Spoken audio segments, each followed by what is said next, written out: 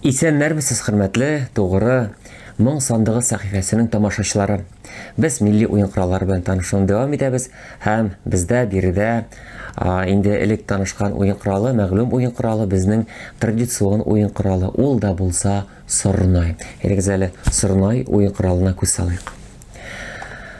Менә сорнайның төрлеләре була, менә шундый озыннары була, менә шундый кечкенәрәкләре була, ләкин аларның менә шушы тавышның югарылыгы белән бәйле.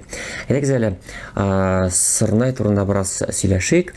Сорнай турында халык авыз иҗатында шундый табышмаклар бар. Авызы юк кычкыра, сүзе юк чакыра. Әйе, чыннан да чакыра торган музыка уен коралы, ерактан аның тавышы ишетелеп тора. Инде тарихына күз салыйк. Чыннан да мондай уен коралы бик күп элекке вакыттан билгеле. Бигрәк тә күбрәк Шәрык илләрендә уйныйлар, Европа илләрендә элек уйнаганнар. Бүген дә уйныйлар шушы уен коралларында.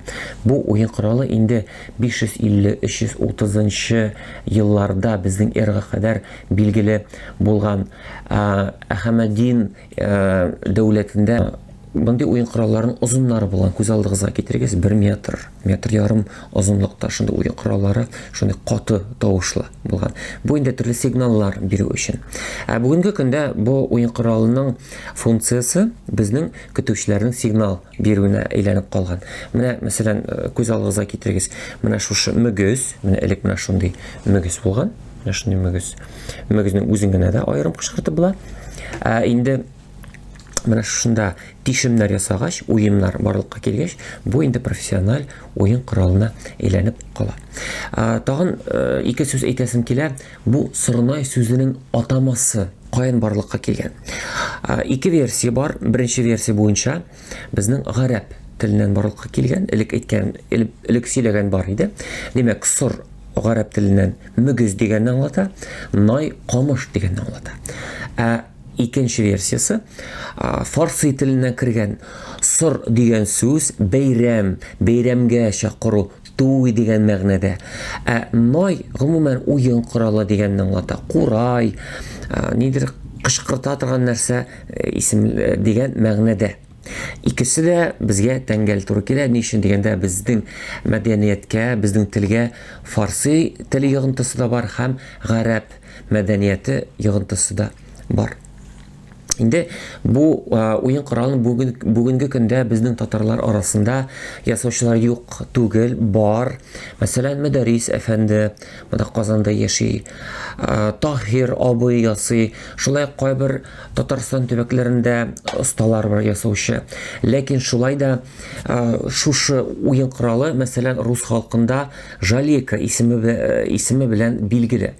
Менә аларда инде профессиональ уен коралларын ясыйлар. Әле безнең осталарга бу уен коралын тиешле дәрәҗәдә ясарга, үсәргә кирәк. Алла бирсә киләчәктә. Инде хәзер сорнайның тавышын ишетергә вакыттыр. Кунакта Айдар Закиров. Без бергәләп Айдар белән безгә мәгълүм булган көйләрне уйнарбыз. Айдар барабанда, Әмин сорнайда. Рәхим итеп тыңлагыз.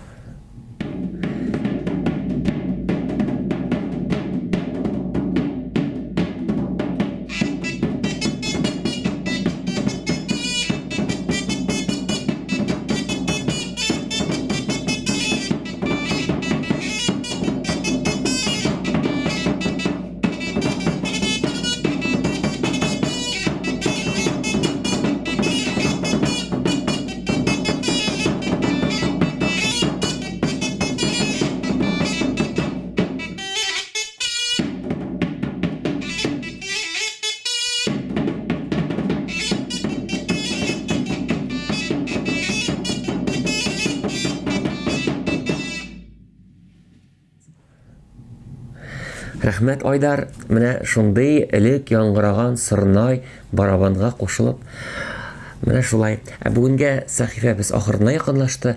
Киләсе очрашларга кадәр исән-сау булыгыз.